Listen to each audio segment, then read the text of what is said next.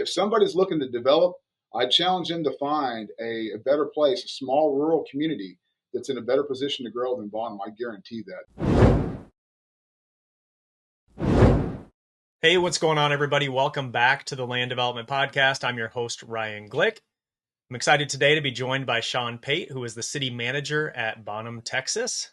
Sean, thanks for joining me. Oh, thanks for having me. It's a pleasure.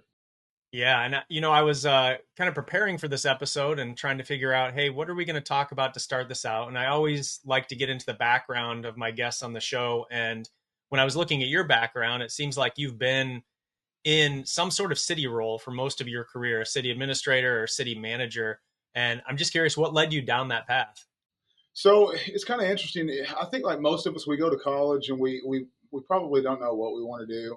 And I think the studies are probably still there that say that most people change their major, what about 4 times during their college career.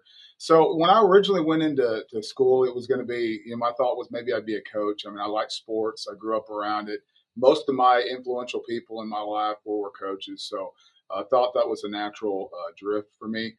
When I got in there, I just really didn't feel like it was probably going to be what I wanted to do. I was really good in government, and the university I was going to used to be one of the premier universities in the state of Texas that produced a lot of your city managers back in the day. And then that kind of went by the wayside because the guy that did it for like 30, 40 years had retired. They brought back a new curriculum. They wanted to reinstitute it.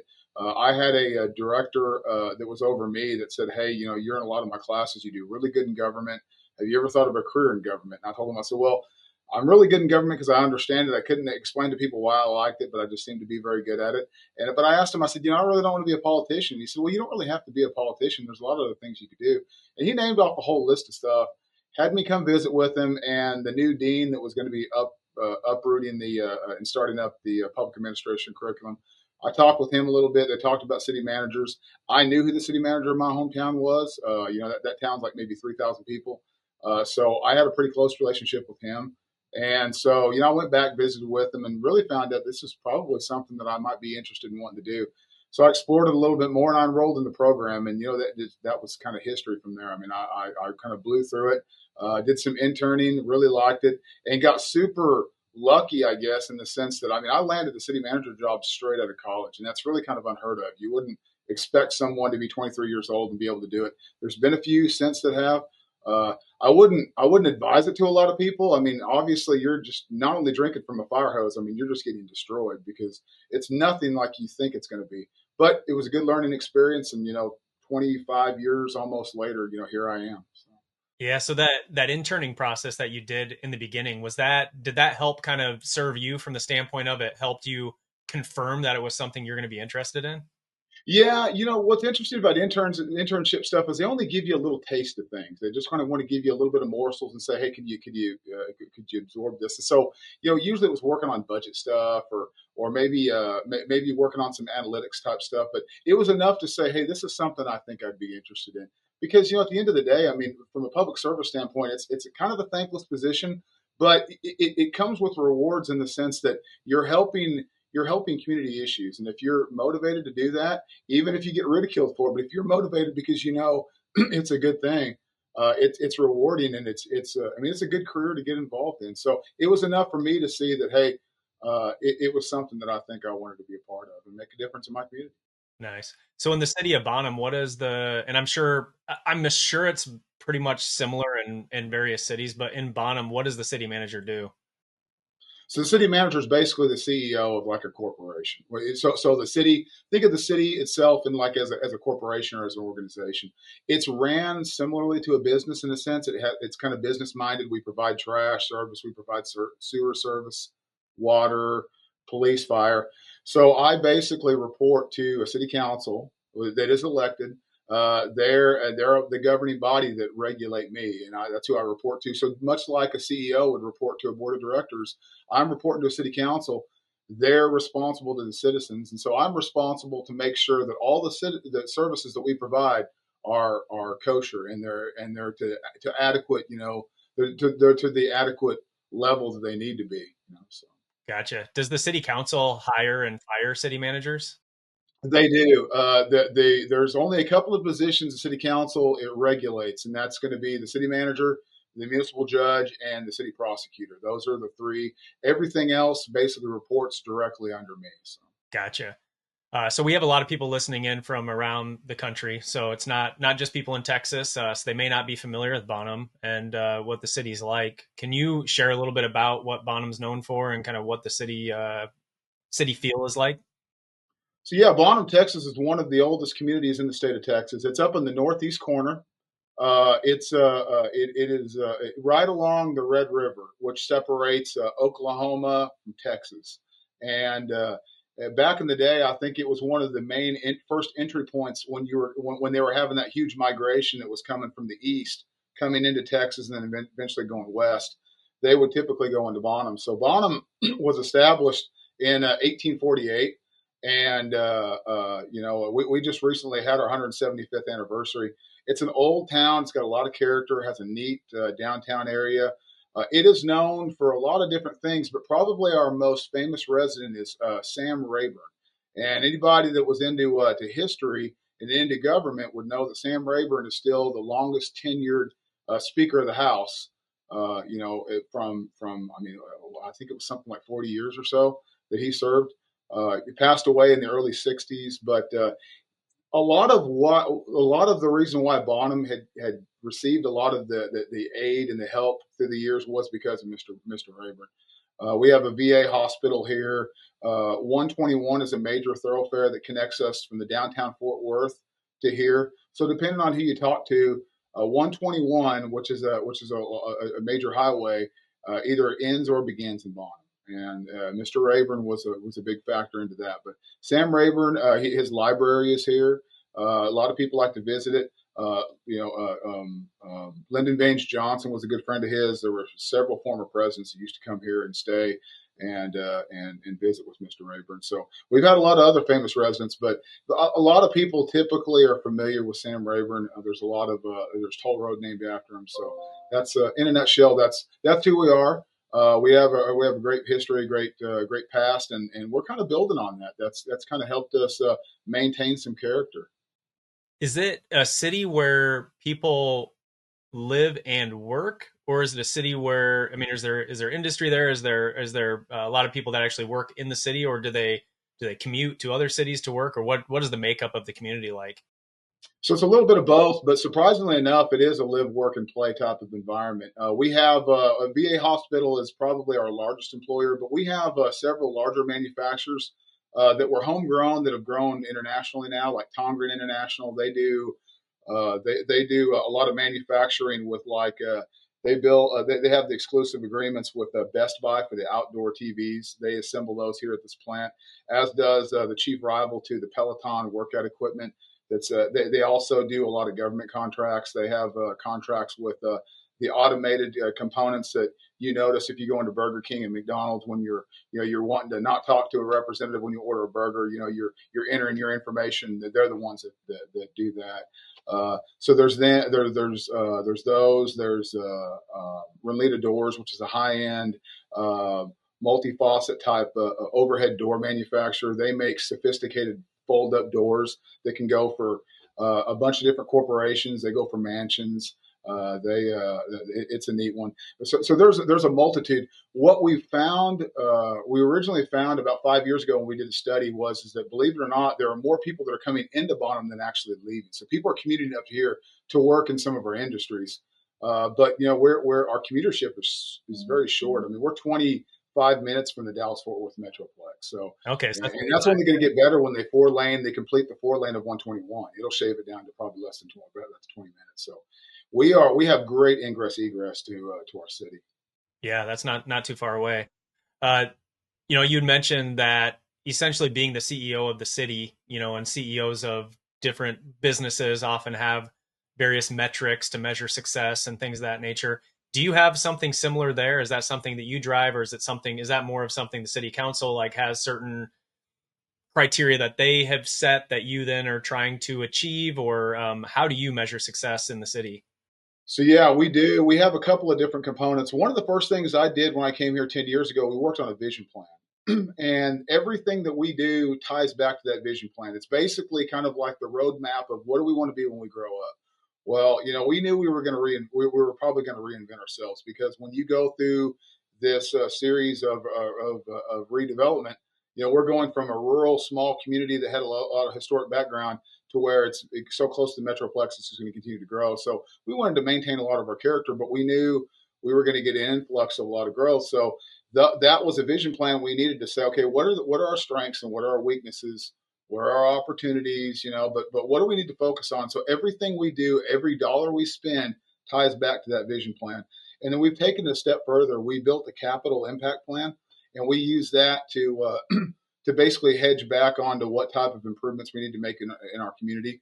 And then you probably saw in my LinkedIn post, we approved a tax increment reinvestment zone to overlay into our downtown area and into our the quadrants of our thoroughfare plan, because we have an overall comprehensive master plan we've been working on. We've done one for the downtown plan, but that stuff measures back in and says, okay, these are the things that we want to see accomplished, and this is how we're going to fund them.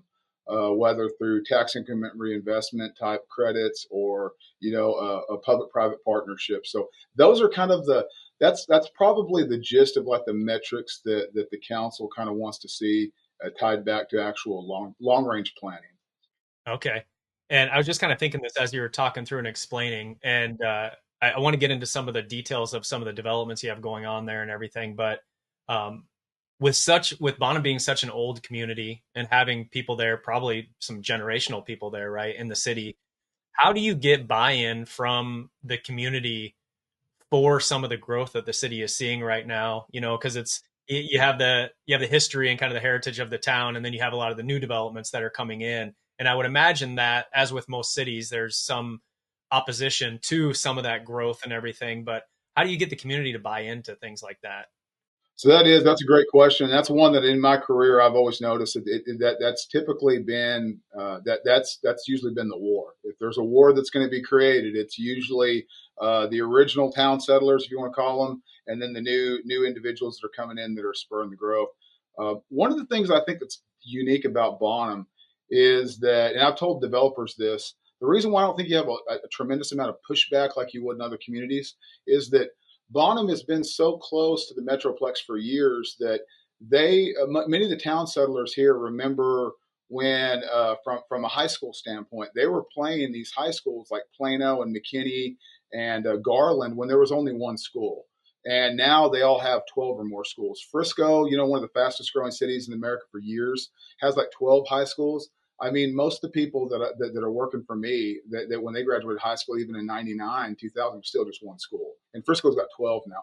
So I think what prepared most people is they knew that, hey, growth was coming, because they watched all their rivals just explode. And it's like, it's just going to happen. And we might as well just accept it for what it is. But I think they know that as long as we at least try to maintain some character, and they know growth's inevitable, I think it's more of just wrapping their head around saying, okay, we can't stop it, but how can we at least encourage it to go in a certain direction to where we're all comfortable with? And I think most of them understand that. So that's where we have a decent amount of buy-in from our citizens. I think some of them have even said, Sean, I thought it would have happened by now. Some of them probably expected that we would be at least the size of McKinney, Texas now, which is, a couple 100,000 people. But, they're like, well, it just hasn't happened yet. I'm surprised. I prepared myself. So, but those things happen in 10-year type rings.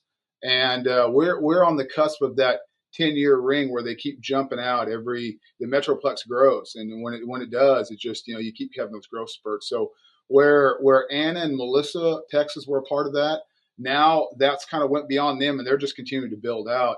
And now the next likelihood is the Bonham, Texas of the world, and the Sherman, Texas, which is what's happening right now. They're exploding. Yeah, that's interesting how that works, and the fact that they've had a connection to the area that's kind of growing into Bonham and everything like that. What does the development activity look like these days in Bonham? So ours is interesting. We took off. We were starting to take off about 5 years ago, right about the time COVID was going to hit, and then COVID kind of slowed a few things down. But some of our area cities in Dallas area didn't slow down a whole lot. But we started to see, or at least I started to see, a lot of the land flipping hands, where there was a lot of farmers, ranchers, family people that decided to sell, and these individuals were people that were land banking. But they came to me and said, "Hey, look, we don't want to land bank for long. We're buying. We might want to entitle, but we're working on some concept plans." And so that started, and that's been going on for about the past 3 or 4 years. And then probably a couple of years ago, we started to see our infill lot program kick off. And the infill lots being those are where we had existing houses inside our community. They became rather old and they were torn down, and then the lots, were sold and new houses were built. So we started seeing that. And so from my experience, Ron, what I usually notice is that when you start to see growth in a city, there's these different intervals you go through to kind of justify a market. And so the first one's usually people sniffing around for land and typically buying some to hold just to see what happens. Then you start to see your infill lots start to go in. And that's where people are starting to build homes. How quickly are they selling? Are things working out well? Do people like the market? If they do, and they've tested that out, they'll go a little bit further. They'll actually go 4 or 5 and start putting in units. And we had those. Now they're at the point where they've basically said, okay, the market's here. D.R. Horton and Lennar are ones that have already bought several pieces of land that are looking to build larger scale development. And those people, those particular developers, obviously they market to a certain clientele, but for a community that's wanting to grow or continue to grow, that's kind of your trendsetters. Those are your trailblazers. Those are the guys that'll go in. They'll go out ahead of the wave. They'll take down, a couple hundred lots, and if they can sell them fast, then the market's there, and everybody else is watching and hedging against them to say, hey, I know what model they're selling, and I know where my competitive product is, and I know what I can basically produce. So that's kind of where it's evolved. It's evolved from land banking to infill lots. That was great, selling well. So then, hey, let's go a step further. Let's go to actual subdivisions and the city council creating public improvement districts and things to kind of help incentivize the development, because at the end of the day, I think what my council understands, and it might be rare, is that for these things to really work, it has to be a true partnership. It can't be one-sided. It has to be a true partnership. And if you got a good relationship with some of your developers, it's like, okay, the good ones know, okay, this is what I need. But I want to work together because I don't want my product to fail. And as a city, we don't want them to fail neither, because if they fail in my community, well, then what does that say about my community? And it's hard for me to sell if I've got a good developer or a product producer that says, man, I just got toasted in Bonham. I can't make any money there. And then he's going to go back and tell a bunch of people, and they're going to say, well, I can't do business in Bonham. So. This episode of the Land Development Podcast is brought to you by Groove. Groove is a land acquisition and deal management platform built for real estate professionals. Search over 150 million parcels, view ownership information, and organize your research with notes, documents, and photos. You can even track conversations with landowners and manage your deals, all from one centralized map. Start your free trial today at letsgroove.com/signup.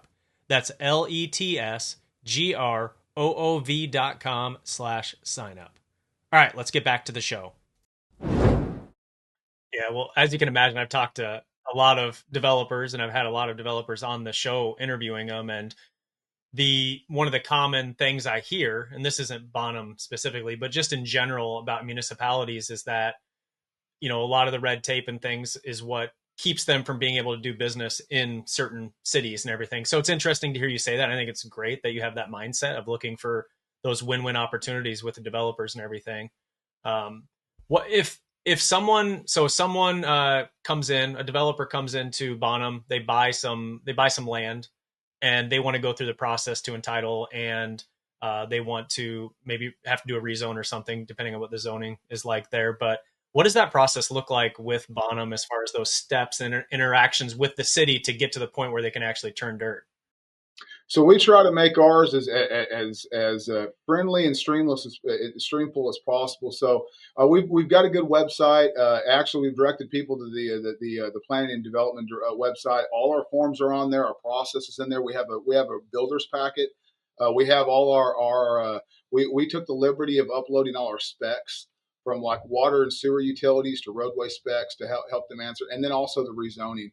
And we have a great community development department. It's led by a guy that I'm so glad that we were able to land, Ross Altabelli. He's done a great job. He's a certified planner. He gets it. He sees things both ways. So he's really good about working with the builders and the developers and helping walk them through the process, which is really, really simple. You're filling out the forms, registering them with the city. We'll call a public hearing. Staff will give a report, and they're usually pretty painless. I mean, most of the planning and zoning commission, they're pretty pro development here too. I think as long as everybody understands what the ground rules are, and ours aren't extremely hard. They're not so bendable that we're just putting ourselves in a bad situation. But they're very cut and dry, and that process is easy enough for us to say, let's walk you through so we can all get to the end product that we want. I mean, the city needs housing. We need it for the school district. We need it for our manufacturers. I mean, they're yelling at us daily. But hey, I can't recruit enough people if I can't get adequate housing. So, we don't want to stall the process. And look, there's going to come a day, probably like what it does with most cities, where so many phases into growth, you start to have a change of mindset with city council people and stuff, where they start to pump the brakes and say, I don't want so much of this product. I'd like to see this. And so they start to push back a little bit. But you know what? Those are growing pains. But for the most part, we want to start out by saying, okay, let's start off with yes. And let's get with yes, and let's guide people down that. And then it comes a point where we have to say no. But we're not going to start off with no. And that's where I think a lot of your developers or others have probably jumped on there, where depending on where you build, you know what it is, Ryan. I guess what it gets down to is that people in certain metropolitan areas or other high growth areas, they get really complacent with everybody's beating down their door to build. So you kind of feel a little bougie in a sense and saying, well, I don't really need you. I can get anybody. They all want to be here. So either you're going to play by my rules or you're not. And right, wrong, or indifferent, it kind of sends a little bit of a different mixed message. And so people get to doing that, and sometimes they don't see the forest from the trees and see that there was a really good opportunity there, and we might have just been too pushy on the sense that we just had to have these large, deep lots when the market is screaming for affordability, and you just can't wrap your head around the fact that 30 and 40-foot lots, whether you like them or not, are probably the way of the future because that's just a large component into the unit price of making affordability. So. Yeah. I guess, do you have any projects going on right now in the community that you'd want to highlight? Any ones that you'd want to talk about? So we've got a couple like public improvement districts. Are you familiar with those? Yeah, we've talked about them a little bit. Yep. Yeah, so of course, we've got a couple of those going on right now. We've got we have a 200-acre public improvement district project. It's going to be called the Preserve at Bonham. It's done by a group called Fieldside LLC. They're a really good regional developer. They do a lot of development in the Dallas-Fort Worth area, primarily on the northern sections.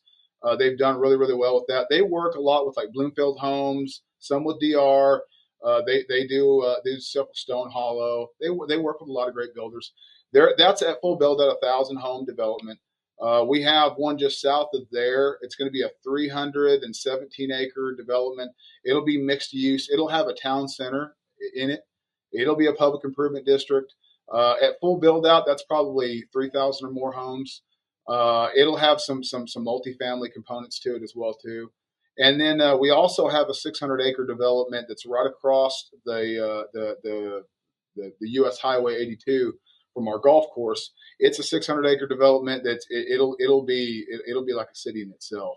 And that's one that's got a lot of interest. It was an entitlement. They were straight up with us saying, hey, we're going to entitle this. We were fine with it as long as we worked well with one another to put together a fair development agreement. At the end of the day, the city looked at it and said, hey, if we got a good development agreement we can all agree with, we can live with who wants to buy it because they'll confide to that development agreement. And it's a really good development agreement. It's one that works well for a developer. It's probably really, really good for them because they'll be some of the first developments in, and they'll kind of be able to cornerstone that market there in Bonham that we think is really ripe for potential. So. Yeah, well, I've seen a lot of your posts on LinkedIn and some others too, posting about a lot of the activity going on there. So That's one of the main reasons I wanted to reach out is because you have so Yeah, much activity going on. It's exciting, and I think it's nice for people around the country to also see how different cities operate and some of the activities and things that are going on and how you approach everything. And so, super interesting and good to hear that you're seeing this growth in Bonham and yeah. everything. Um, I guess I would like to shift into the last segment here, the lightning round, and get your thoughts on a few different things.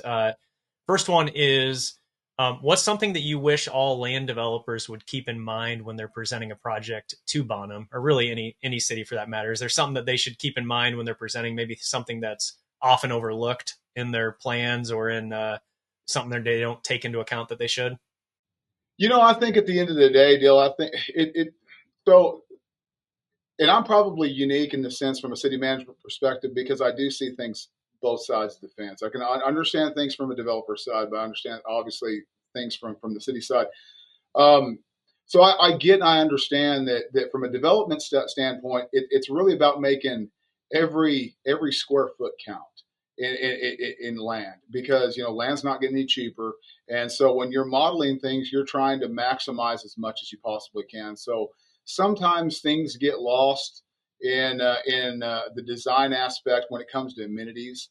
And really, from the city standpoint, I look at it saying, "Hey, I don't think you need to give people a Disneyland concept, but I would like to see at least some interest in selling that community of giving them why they should live there. Because if it's just 100% houses with maybe a little pocket park, it's just kind of eh. I mean, there's not a lot there, but those components like the walking trails that maybe you blend in as a large sidewalk, but also doubles up as a walking trail are great. I know that pickleball is really big right now. Lord knows, I don't know where it's going to go from here. Maybe it continues to just to be something. It's not just a fad. But those components sometimes get lost because usually cities are requiring some kind of parkland dedication, and we work really well with developers to say, hey, look, we can work with you to make it to where you're trying to get density. We know we need density, but we can maneuver around a little bit and make things a little bit easier with you as long as you can at least try to give us some of those components. And then, but at times I think we get lost in that because maybe they felt like they've overpaid for land or whatever it might be. So that's probably some of the stuff that goes back to a partnership. In Bonham, and I can't speak for anywhere else, but in Bonham, that's where we look at it. It's a true partner. If you're going to develop in Bonham, we're seeing you as a partner. And we want you to be a successful partner because if you're successful in Bonham, that means Bonham's successful. If your development's successful, that means I've got new taxable revenue. I've got more money to be able to put in the streets and infrastructure for programs, for recreation. And at the end of the day, the developers are obviously, they're able to be successful too. So, it really needs to be a partnership, but it goes back to that concept of, hey, give me a little bit of kind of what people want, in each little community, that at least makes it unique. So it's easier for the city to be able to sell to citizens in the future when, they're asking, hey, why are my taxes continuing to go? Why do my appraisals go up? Well, if you're in a great area, their appraisals are going to go up. But you know what? But you've also got a lot of nice amenities to be able to Yeah. choose. Yep. All right, next one, and this is not to make you well, like maybe it's kind of making you choose some favorites here, but what's your favorite thing to do in Bonham? So, Bonham is great walkable right now. I like City Hall sits a block off of the downtown square, and we have a square, and a lot of small towns don't. But I actually like going and walking around there, and and patronizing a lot of our businesses. I actually really enjoy that. I love just getting out and being able to drive around as well too. I mean, we have a lot of great land mass, and we've got great lakes too. I mean, right behind me here is Lake Bodark, 16,000-acre reservoir. It's just due east from us. It's one of the newest lakes aside from Lake Bonham. So we like going out there and driving around as well and looking at all the development there. It's a great place. This is one of the reasons why people are moving to Bonham. It's 25 minutes away from the Dallas Fort Worth Metroplex, one of the fastest growing in the country, and we've got three lakes in our region. So great place to be. Yeah. All right, third one here. What do you think the biggest misconception is about City Hall? I think, well, most people, typically, a lot of us, just average day Joes and stuff, really don't understand what a city does. They have misconceptions of what it does. They'll typically focus on the negative, but they'll also focus on sometimes a lot of the stuff that they think the city should be doing. because when you pay taxes, it's like, well, all this stuff should be taken care of. Well, taxes only really go so far. We've had several discussions with citizens and developers before that say, hey, for every dollar you pay, this is the percentage that goes to administration. But this is what goes into streets. There's not a lot left to do things. So, like for instance, we always run in most cities. You run with civic pride issues, and people they struggle with taking care of their own property, and so they think the city should be the one that should be cutting the grass right in front of where their street is, and that right of way is really for the property owner to maintain. But they think, well, no, that's what my taxes pay for. And I'm like, well, but you think your taxes pay for a lot of stuff. And really, honestly, they only go so far. And at the end of the day, I mean, civic pride really tells you a whole lot about, how you take care of your property. So I guess the biggest misconception is that people don't really have an understanding, I think, truly what the city does. And I know that they struggle grasping that all the city council members, they're all property owners. These guys are all these guys are imposing at times fees and taxes upon themselves. But if they've come to city council and they're upset, they're pointing the finger and they're yelling at us. And I'm having to usually kind of remind them, folks, you do realize we live amongst you. We are your brethren. We pay the same fees you do. We aren't any different. I think they might think that we're immune from taxation. Right. We're not. We just happen to understand how it works. Yeah. It's that old saying, I guess. It's the old saying that says that everything's a conspiracy when you don't understand how anything works. And there's a lot of truth to that in life. There really, really is. So, yeah. All right. Fourth one here. What's one habit that keeps you organized as a city manager? Routine. And that's probably 99% of all of us humans are just routine. And, it's funny if we're in a routine in the morning on anything, if we end up having to veer off, it's like our whole day is ruined because we're so used systematically to having that. So I'm so used to having a routine, and it's worked well for me in 25 years that it's probably part of its OCD, but it helps keep me where I need to be. So. Cool. All right. Last one here. What's one piece of advice you'd give to anybody out there listening who may want to become a city manager someday? So if I had my choice, I would basically say that any person in America should be required or drafted into having to do some level of public service at some point in time, just to understand how it works. And to probably get a great appreciation of how beat up you can get, but how rewarding it can be, though, too. So if you're a person that really cares about your community, you really want to know what your community's like, then get involved in public service, whether it be city management, which I would encourage, or getting involved in the school board or county. But you get to understand the other side of the community that you might not always understand. It's interesting. People are different. Well, you know them on one side of the fence, but if you go work for what's deemed the evil empire, they treat you differently. But it can be rewarding, though, too, because there's a lot of good projects, community projects. If you're somebody that just isn't about wanting to win awards, you're just about wanting to make things better in your community, and you want to drive by a park one day, you got to be a part of it and said, man, I got to be a small part of that. If that's rewarding and that's something you think's a win, which I think it should be, then that's where city management comes critical. Now you're gonna get beat up at times, but you know what? At the end of the day, I think it all works out. Well, what's the best way for people to connect with you, learn more about Bonham? And I also saw that you have a podcast too. I don't know if you want to plug the podcast here as well. Yeah, we do. We have a community podcast. We did it a couple of years ago. It's called Bonham Now. BonhamNow. I think it's .org. It's bonhamnow.com or bonhamnow.org. You have to look at. But anyways, you Google search Bonham Now, and you can find it. It's one that we started doing 2 years ago because we understood it was important for us to be able to tell our story.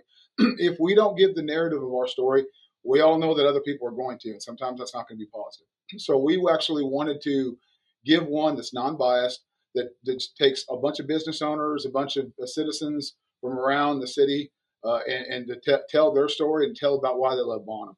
But as far as getting a hold of me, I've got my you can get a hold of me through citybonham.org. I've got LinkedIn as well too. Happy to always talk to anybody. We're very developer friendly. I mean, I've got a council that's super motivated. They just want to see things change for the better. They want to see smart growth. That's why they've been very patient with me. We spent a lot of time these 10 years planning, and it's starting to pay off now.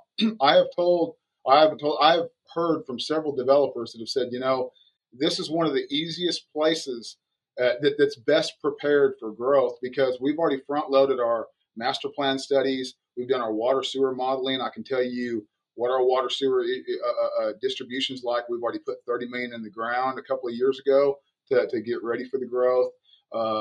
I bought another 10 to 20 acres for my wastewater treatment plant expansion, and I just don't have water issues in Bonham. North Texas does. I don't.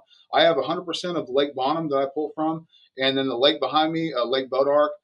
We can get water from there too in the future. So I just don't have the problems that a lot of your large cities do. So I'm blessed in that sense. So if somebody's looking to develop, I challenge them to find a better place, a small rural community that's in a better position to grow than Bonham. I guarantee that. They're not going to find someone that can answer a question like that on, can I handle you or not? Because time is money. And if I can get you information really quickly, you can make that sophisticated decision very fast. And then at that point, you and I are sitting down at a table saying, okay, what are you trying to do? And let's work together to see how we can get there. Yeah, I'm glad you brought up the water, because that is something that's come up on the podcast many times before. All right, well, all the links that were just mentioned there will be in the show notes for this page. So those of you listening in, if you look down at the description for this episode, click the link to the show notes page.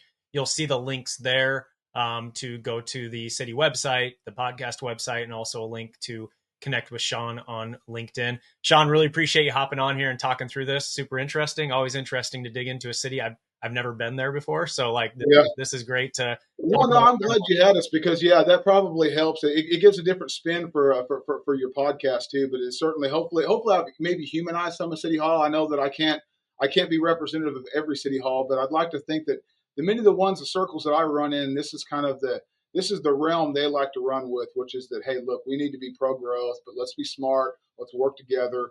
And really, I think if cities do that, I think we can all build a better community, and it works out well for developers. It works out well for the city if they keep that mindset. Yeah, 100%. All right, guys. Well, if you're not already subscribed to the podcast, please click that button to subscribe. And that's all for this episode. We will talk to you all next week.